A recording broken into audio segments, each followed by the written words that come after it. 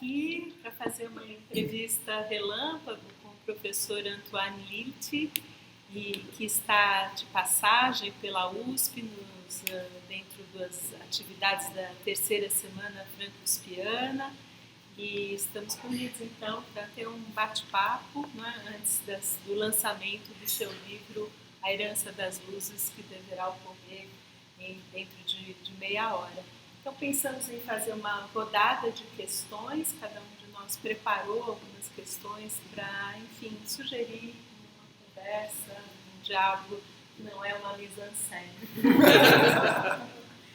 E o professor Antoine Lilty, ele é um jovem historiador que ingressou no Collège de France em 2022, mas com uma trajetória já muito consolidada, com 3 livros publicados que são uma referência na área de estudos do iluminismo na França e na Europa.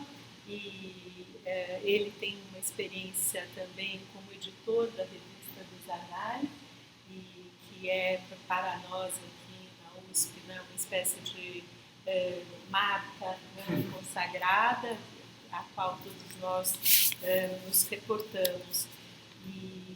Então, os livros do professor, que ainda não... Só tem um que foi publicado, que é a História da Origem da Celebridade, a Invenção da Celebridade, da Civilização Brasileira, e o Sociabilidade e Mundanidade em Paris no século XVIII, que ainda está por ser traduzido. E mais recentemente, não é? Nesse último mês, saiu A Herança das Luzes, né?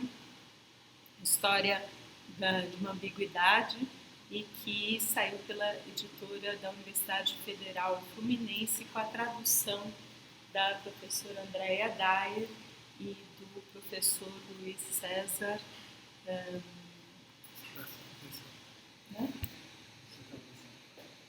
Luiz César de Sá. Me faltava o sobrenome. Então, eu acho que podemos começar. Eduardo, quer fazer a primeira pergunta?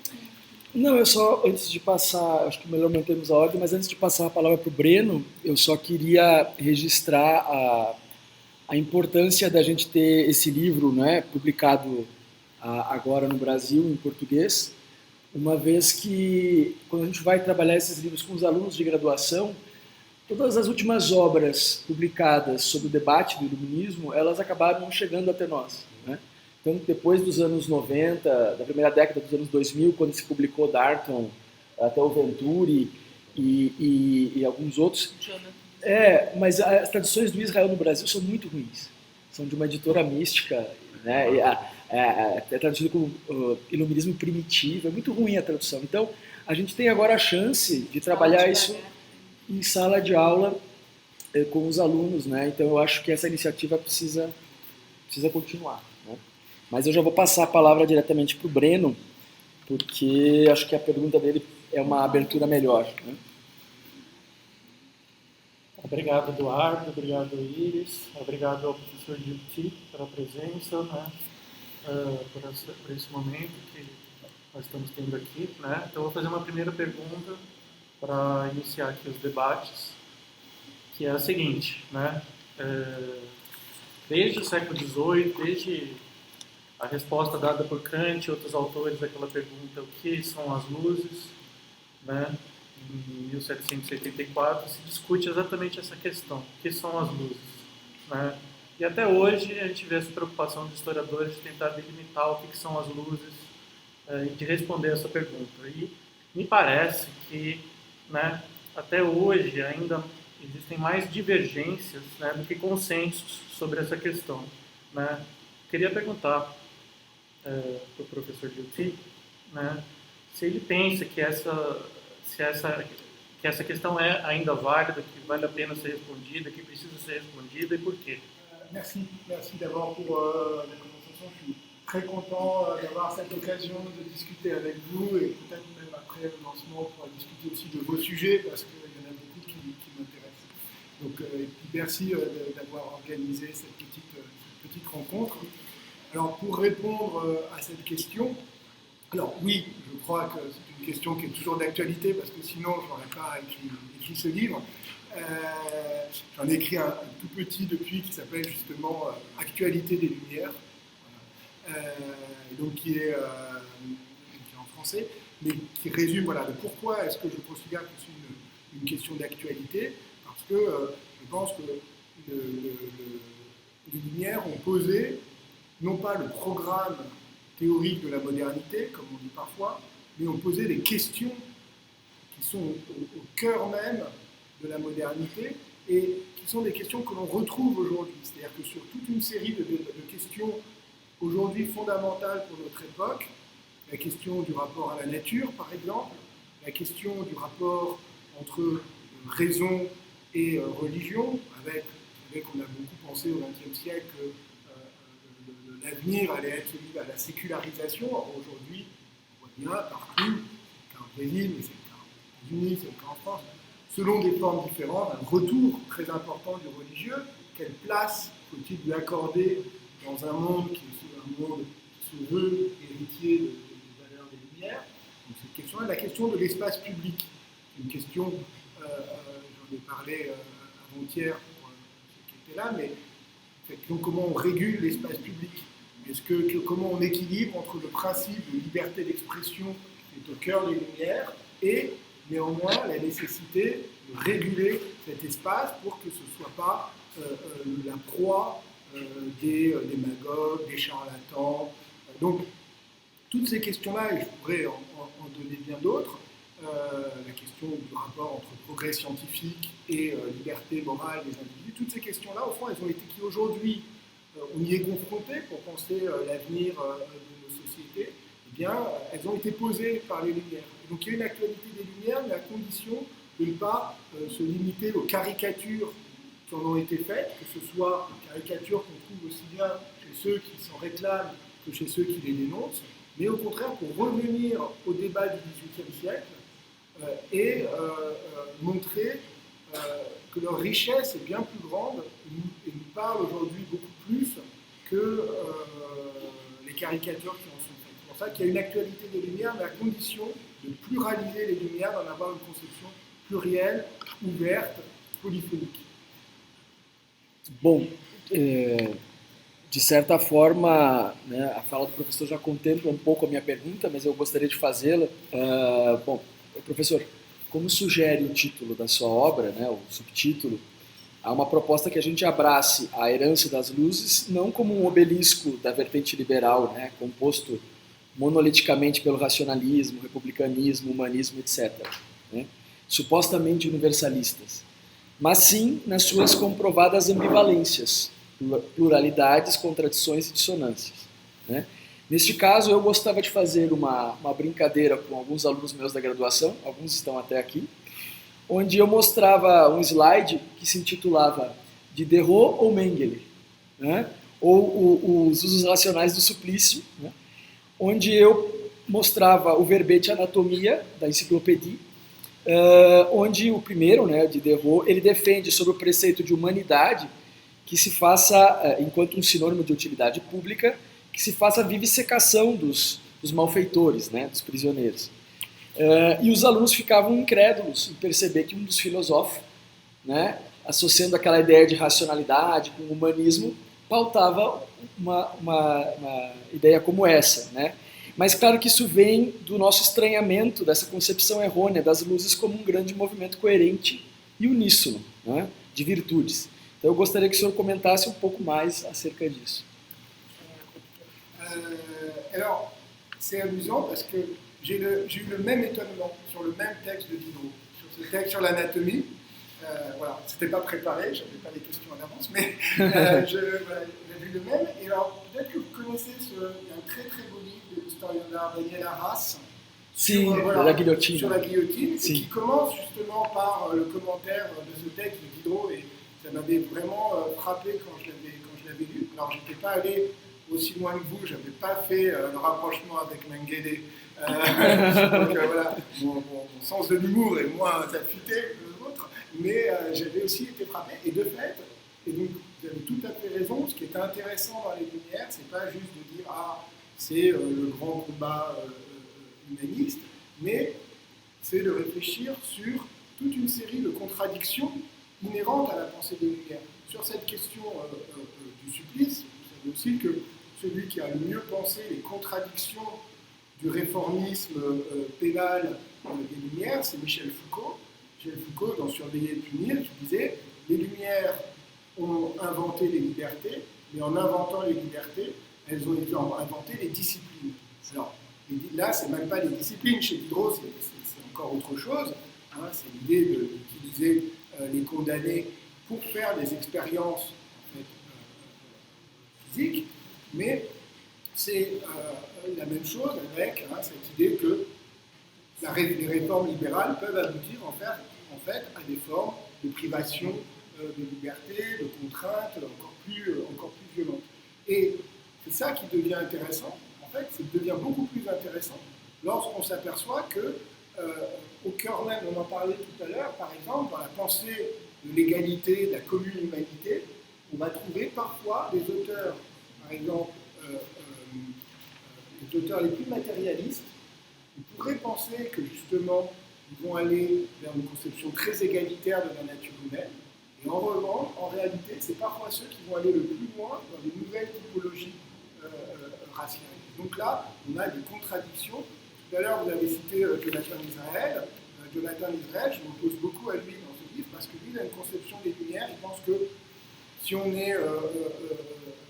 est spinoziste, si on est matérialiste, alors forcément on est plus démocratique, alors on est plus féministe, alors on est anti-esclavagiste, et ça ne fonctionne absolument pas comme ça.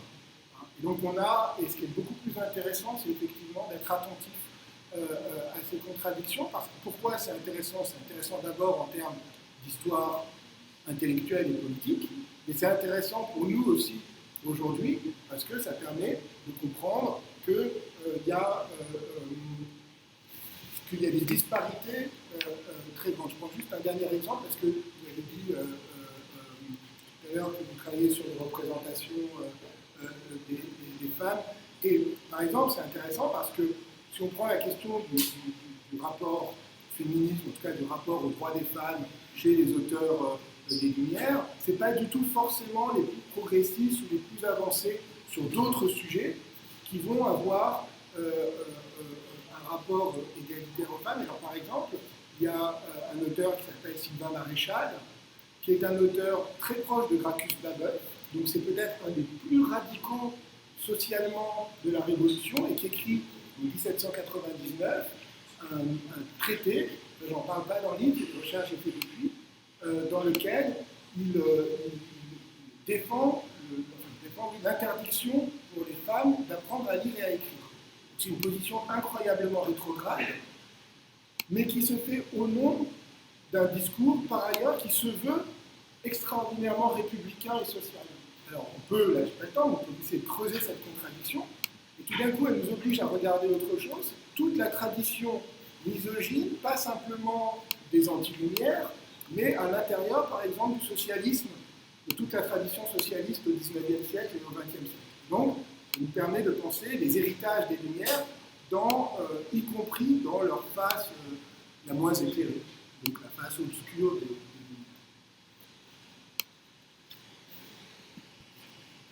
Agora, Guilherme? Bom, essa é uma pergunta in absentia do professor Daniel Carvalho, e ele disse que sempre quis te perguntar isso, e é se a sua posição sobre a ambiguidade das luzes tem alguma relação ou até mesmo deriva da teoria das verdades contraditórias do Isaiah Berlin. C'est une bonne question. Vous savez que la position d'Isaiah Berlin par rapport aux Lumières est très ambiguë, parce que Isaiah Berlin était un libéral, vous le savez bien, qui, de ce point de vue-là, aurait dû se réclamer de l'héritage des Lumières, et en partie il l'a fait, mais en même temps, Berlin avait une définition un peu caricaturale des Lumières qui était identifiée à disons justement le rationalisme et le matérialisme français, auquel il opposait les contre-lumières, qui étaient le romantisme, qui tournait vers le romantisme allemand du 19e siècle et des nationalismes. Ce qui fait que, du coup, Isaiah Berlin, sa vision et son opposition lumière contre lumière, à la fois, elle permet de penser des oppositions, mais elle les pense en opposant deux grands courants intellectuels qui s'opposent et qui s'opposent sur la durée. Celui qui a repris cette vision des choses, c'est l'historien israélien Zev Sternel, vous connaissez peut-être, qui a écrit aussi un livre sur les anti-lumières. Donc on a cette tradition et cette perspective.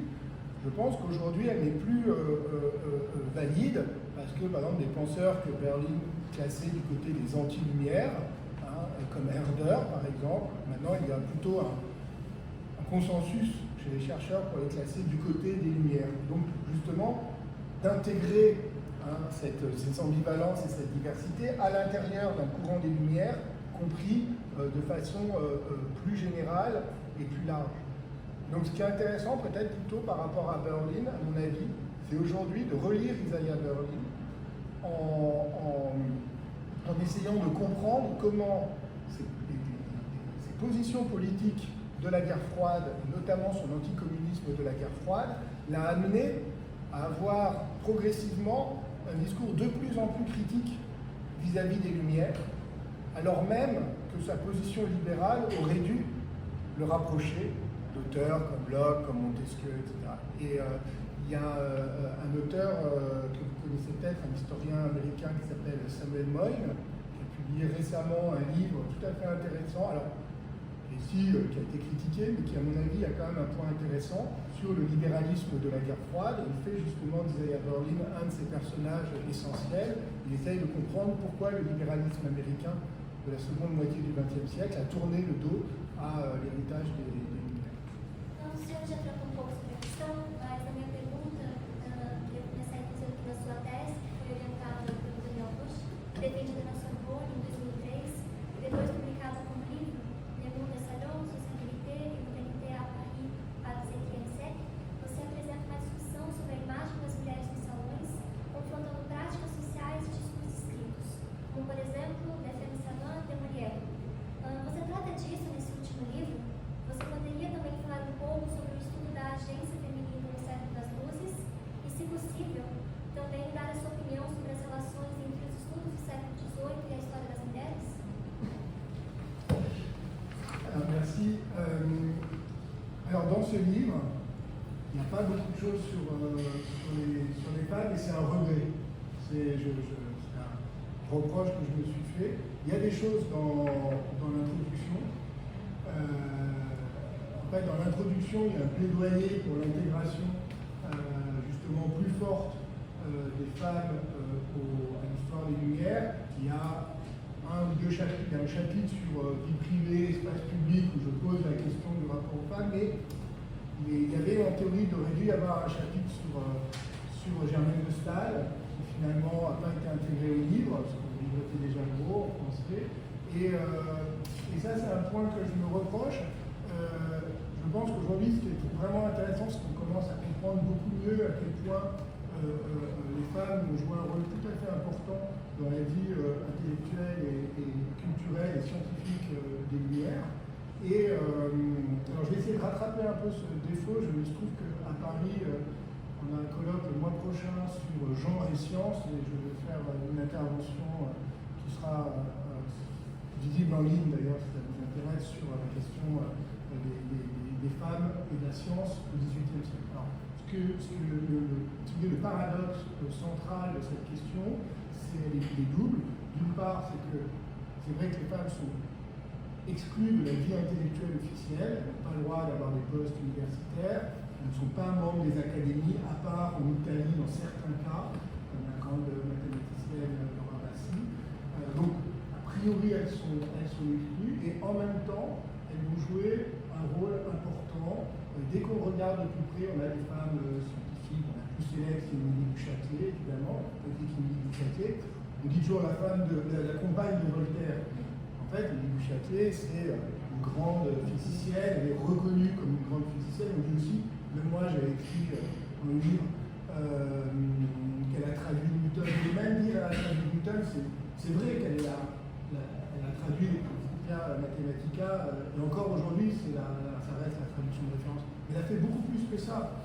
Elle a essayé d'intégrer la physique newtonienne à l'intérieur d'un cadre théorique leibnizien. Ce qui est quelque chose, et elle était reconnue à l'époque comme une des plus grandes physiciennes de son temps. Et donc dès qu'on regarde, on s'aperçoit qu'en fait, les peintres jouent un rôle très important, c'est vrai aussi dans la vie littéraire. Après, le problème, c'est dans l'affirmation justement de ce que Émilie Châtelet appelait les droits de l'esprit, et que les femmes avaient un droit égal aux hommes, droits de l'esprit, elles ont souvent été prises dans un dilemme, une dialectique, qui était celle entre la revendication d'une égalité au nom d'un universel de la science et de la raison, ou au contraire l'affirmation d'une spécificité et d'une différence. Et donc cette tension, on la retrouve dans le champ intellectuel, on la retrouve aussi dans le champ politique, au moment de la Révolution, autour de la question des droits de la citoyenne, ce que John Scott a appelé la citoyenne paradoxale dans son livre New Paradox to Offer. Et je pense que c'est le point important sur lequel il faut travailler. Bom, eu vou voltar pouco para a questão da história intelectual e do Samuel Moyn. No livro Rethinking Intellectual History, foi organizado pelo Daniel McMahon e pelo Samuel Moyn, você contribuiu com uma discussão sobre a dificuldade de perceber a presença da história intelectual na França. Tradicionalmente, os estudos sobre as luzes do iluminismo no século XX eram dispersos por outras áreas das ciências humanas, como a literatura, que eu estou pensando no Paul Hazard, no Daniel Monet, mesmo no Michel Delon. Como que os seus estudos se aproximam ou se diferenciam, se distanciam do campo da história intelectual, e qual seria o panorama da história intelectual na França hoje?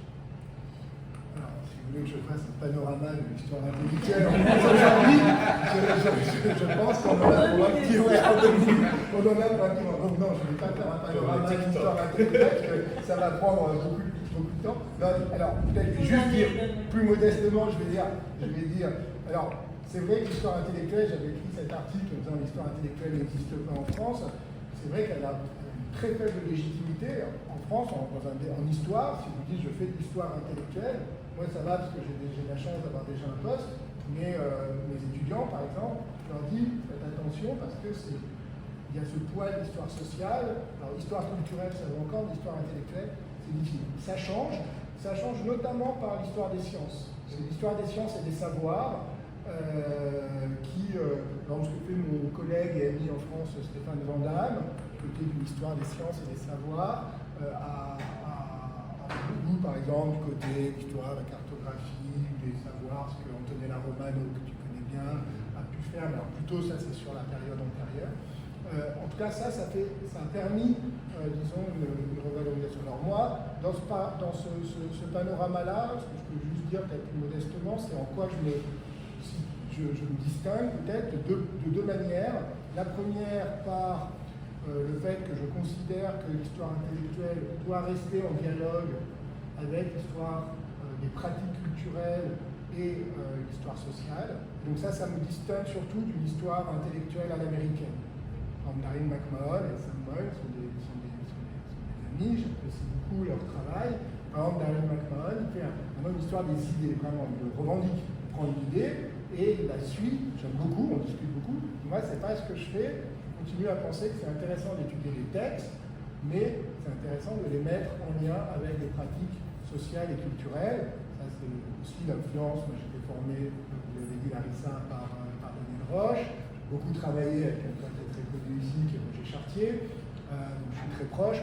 Donc ça reste quand même mon horizon intellectuel, même si par rapport à eux, je vais plus du côté de l'histoire intellectuelle, mais je garde cet élément, et c'est pour ça que dans le livre, par exemple, vous voyez toutes les réflexions sur les académies, les réflexions sur les espaces de sociabilité, les réflexions sur la transformation du public, ou les réflexions sur l'économie du crédit. Il y a tout un chapitre dans le livre, voilà, c'est des choses qui, pour moi, m'apportent. Deuxième, peut-être, spécificité spécificité ou distinction. Une chose qui m'intéresse, c'est de travailler sur les temporalités intellectuelles, d'où les questions d'héritage, et ce que j'avais appelé dans un autre article, l'herméneutique critique, c'est-à-dire l'idée que ce qui est intéressant, c'est de faire dialoguer les textes, le contexte dans lequel ils ont été écrits, la réception des textes de leur temps, ça c'est, disons, le projet Chartier, et ce qui est différent, c'est la manière dont aujourd'hui on peut les actualiser. Et en fait, de faire dialoguer désir d'actualisation, c'est le désir herméneutique, et contextualisation, qui est le principe critique. Donc, c'est pour ça que j'avais utilisé ce terme d'herméneutique critique. J'avais pris comme point d'ancrage la façon dont Lucien Febvre avait les limites du livre de Lucien Febvre sur Rabelais, qui avait du mal à penser la question, à mon avis, n'arrivait pas à penser la question de la contemporanéité de Rabelais. C'est un article, je fais un peu d'autopublicité, mais qui est un des articles traduits en portugais. Donc, voilà. Bom, eu tenho uma pergunta muito simples que volta à questão do que dá unidade para o pensamento das luzes. Eu queria que você refletisse um pouco sobre o que é o cosmopolitismo das luzes, quer dizer, e uma espécie de contra-cosmopolitismo vers a histoire global, quer dizer, como é que você hoje em dia pensa essa concepção, né, de cosmopolitismo que os próprios filósofos ilustrados, né, tinham como utopia e que finalmente, como você mostrou hoje no workshop, também era, né, tinha questões, limites, enfim, dificuldades linguísticas inclusive. Oui, merci. Alors, l'histoire globale, à mon avis, son problème, c'est de traiter, d'avoir une seule échelle d'analyse. L'histoire globale, elle prend en tout cas, elle a un peu tendance à prendre comme échelle d'analyse le monde, mais qui n'est pas l'échelle d'analyse de toute façon des acteurs. Même si, ça c'est une chose intéressante, on a au XVIIIe siècle, avec les Lumières, déjà la première conscience de ce qu'on appellerait nous aujourd'hui la globalisation, la mondialisation.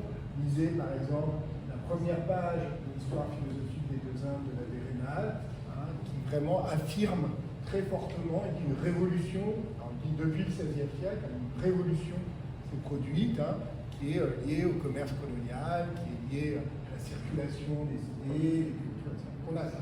Mais je trouve que situé uniquement au niveau, à l'échelle du globe, de l'histoire mondiale, ça ne permet pas de penser de manière nouvelle ou intelligente les spécificités des Lumières. En revanche, le cosmopolitisme, qui est un terme qui apparaît au XVIIIe siècle, dans son sens actuel, et devient un grand thème de débat. Et le cosmopolitisme, il est absolument intéressant dès lors qu'on le pense comme lié avec des pratiques de mobilité. Et là, encore, je rends hommage à mon maître Daniel Roche, qui était un grand penseur de l'histoire de la mobilité. Daniel Roche disait que l'énigme des Lumières, il y a la grande énigme des Lumières, c'est la mobilité. C'est comment les sociétés, qui étaient des sociétés fermées, les gens ne voyageaient pas, les gens vivaient dans leur village, devient une société ouverte où les gens voyagent, les gens circulent, les gens vont à la ville, les gens font le grand tour de l'Europe, les gens vont même jusque dans le Pacifique. Et donc, ce qui était très exceptionnel devient plus large. Et donc, une société se met en mouvement. Et ça veut dire quoi aussi? C'est-à-dire qu'elle se confronte à l'altérité.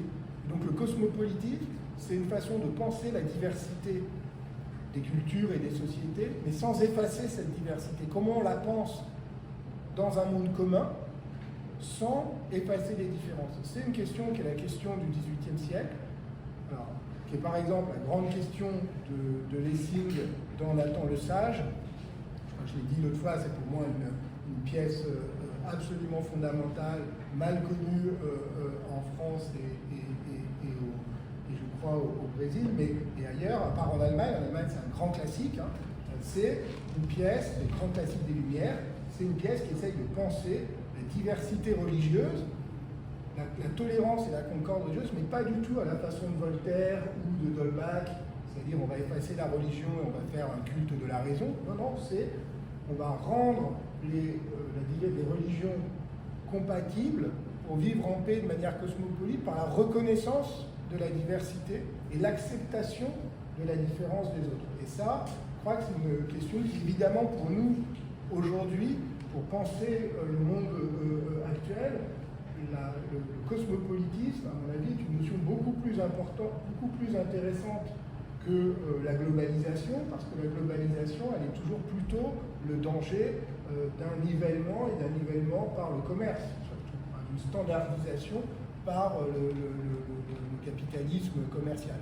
Le cosmopolitisme, à mon avis, est une valeur plus intéressante, et c'est une valeur qui vient justement des Lumières et qu'il faut plutôt essayer de réactiver.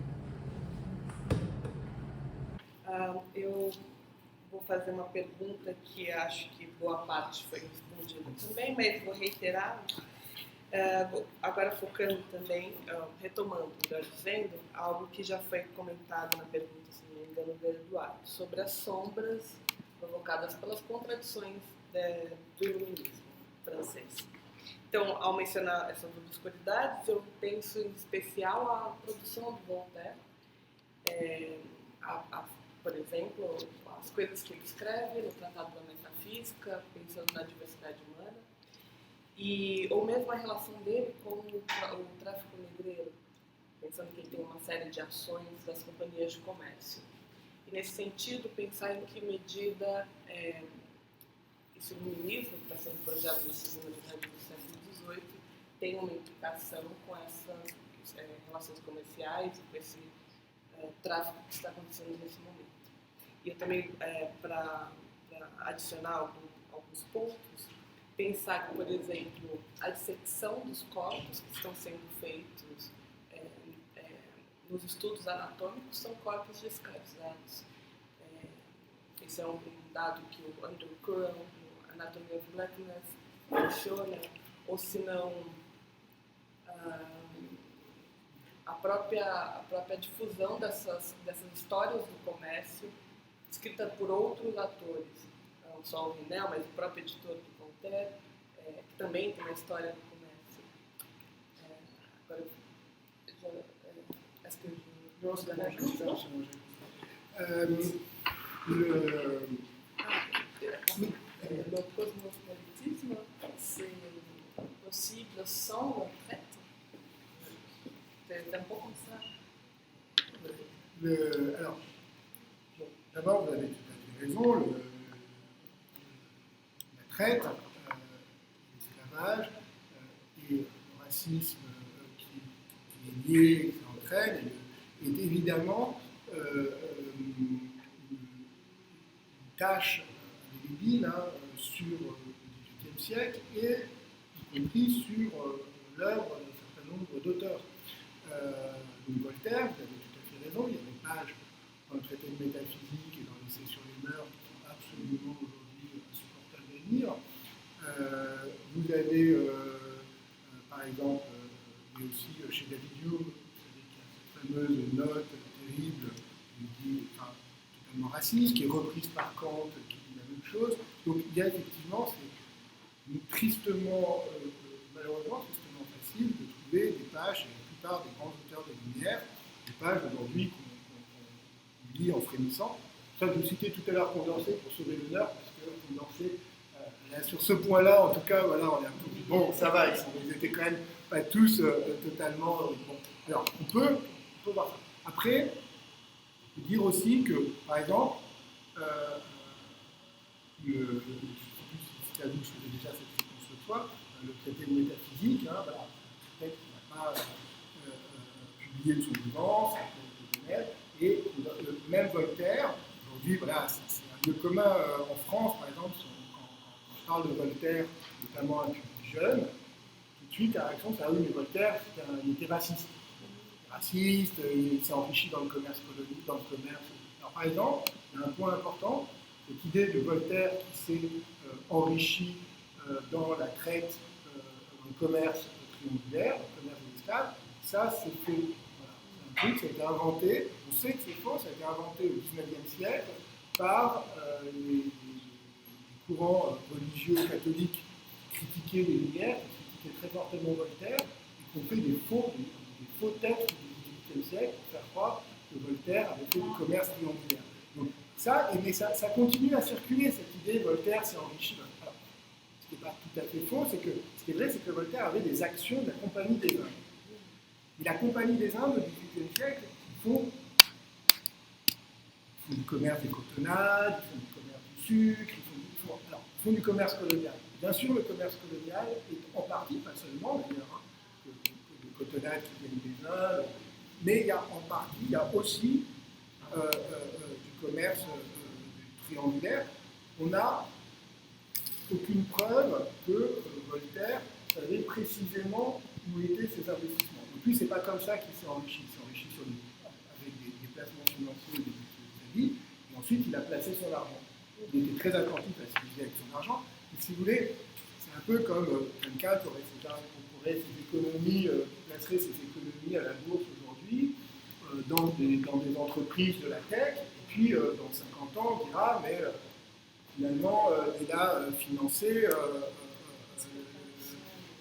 Voilà, exactement. Donc, c'est juste, c'est pas tout à fait la même chose, parce que des fois, quand on dit qu'il s'est enrichi dans le commerce d'esclaves, du coup, on pense qu'il a lui-même armé les bateaux liés, ce qui n'empêche pas. Voilà, il faut faire juste attention à ces choses-là. Et donc, pour en revenir, ce qui est vrai, c'est que ce que je vous disais déjà tout à l'heure, ce qui est intéressant, c'est de déplier ces contradictions. Moi, ce n'est pas mon sujet, j'ai essayé d'aborder un peu les choses dans le livre, dans le premier chapitre. Moi, ce n'est pas mon sujet principal, et en particulier, c'est une question qui est très bien traitée par d'autres auteurs, par exemple Andrew Courant, que vous avez cité, quelqu'un aussi avec qui je travaille beaucoup, et je suis sûr que vous connaissez son travail, qui est Silvia Sebastani, voilà. Et donc, notamment dans son livre avec Jean-Frédéric Chaud, qui s'appelle Trace une histoire, et notamment Silvia Sebastani a fait les 2 derniers chapitres sur le XVIIIe siècle. C'est un travail tout à fait formidable, et elle aussi, elle est tout à fait sensible et attentive aux contradictions, aux ambiguïtés, hein, et plutôt que de trancher trop fortement sur la question. Et on a les mêmes enjeux, ces ambiguïtés, ces contradictions, si vous prenez la Révolution française. La Révolution française déclare la Déclaration des droits de l'homme et du citoyen, et en même temps, elle n'abolit pas l'esclavage. Mais en même temps, elle l'abolit quand même en 1794. Alors, on peut dire, oui, mais elle l'abolit parce qu'il y a eu la révolution des esclaves de Saint-Domingue. Mais la révolution des esclaves de Saint-Domingue, peut-être qu'elle a été en partie, en tout cas rendue possible, voire causée par la Déclaration des droits de l'homme et du citoyen, et donc par les valeurs des Lumières, qui est, par exemple, la thèse de Laurent Dubois sur Haïti. Donc, vous voyez, toutes ces choses sont compliquées, on peut trancher ni dans un sens ni dans l'autre, mais ce qui est intéressant, voilà, c'est de voir que les idées ne font rien toutes seules. Bom, a interpretação do Abade Babuel acerca da Revolução Francesa, ele coloca Voltaire como uma peça fundamental no desenvolvimento da Revolução. Como a gente pode analisar isso com os diversos iluminismos, como uma engrenagem do desenvolvimento da Revolução Francesa, e o terror jacobino, no caso, teria sido uma consolidação, uma ruptura dos ideais de Voltaire? La thèse de Baruel, vous savez, aujourd'hui, a validé, mais plutôt pensée, on ne la pense pas comme une interprétation valable de la Révolution française, mais plutôt, ce qui est le plus intéressant chez Baruel, c'est la manière dont il crée tous les schèmes de la pensée complotiste. C'est une pensée de l'histoire qui est une pensée complotiste. Donc ça, c'est intéressant parce que c'est un modèle d'interprétation de l'histoire qui est très différent d'une autre partie de la pensée contre-révolutionnaire, qui va être plutôt, par exemple, chez des gens comme de Maistre, une pensée plutôt de la punition providentielle, par exemple la Révolution comme une punition de la providence. Non, chez Baruel, c'est donc à la fois une pensée qui, d'une certaine manière, est très sécularisée, ce sont les hommes qui font l'histoire, qui a un côté modernité, mais ils font une histoire cachée, une histoire secrète. Donc ça, c'est cette pensée complotiste, va avoir des conséquences extrêmement importantes. Peut-être que vous connaissez le livre récent de Pierre-Yves Beaurepaire sur les Illuminati, qui montre cette longue durée de ce thème qu'on trouve chez Barlet, l'idée des Illuminati, des Illuminés de Bavière, qui aujourd'hui, dans la culture populaire, sur les réseaux sociaux, sur Internet, il y a des Illuminati partout. Dès qu'il y a des choses, c'est des Illuminati. Et donc ça, c'est la longue durée de la pensée de Barlet. Pour revenir à votre question sur les rapports entre lumière et terreur, c'est rarement la... Alors, personne ne pense en général que la terreur est une conséquence de la pensée de Voltaire. La vraie question, c'est plutôt, est-ce que c'est une conséquence de la pensée de Rousseau? En fait, le lien qui est souvent fait entre les Lumières et la Révolution, c'est pour dire, c'était la thèse par exemple de François Furet, la terreur, c'est le moment où les idées rousseauistes, notamment l'idée de volonté générale, l'emportent sur le modèle libéral de 1789. Aujourd'hui, les spécialistes de Rousseau disent plutôt non, disent que la pensée, évidemment, la philosophie politique de Rousseau est très différente. Je pense que si on le prend en termes de philosophie politique, la terreur, effectivement, ne peut pas se lire comme l'application des idées de Rousseau, ou encore moins des idées des Lumières. En revanche, si on le prend sous l'angle de la sensibilité culturelle et politique, là, il suffit de voir à quel point Robespierre ne cesse de s'inspirer d'une espèce de représentation morale du monde politique et du monde social qui lui vient directement de Rousseau et qu'il utilise pour attaquer tout l'héritage des Lumières. Il ne faut pas oublier que dans Robespierre, il va aux Jacobins et il fait casser le buste d'Helvétius. Helvétius, quand même un des grands philosophes matérialistes des Lumières, et dit Helvétius, c'est un charlatan. Il utilise le terme, ne croyez pas, je fais le terme, c'est un charlatan. Rousseau, c'était le seul qui était pourquoi? Parce que c'était le seul qui défendait les idées du peuple.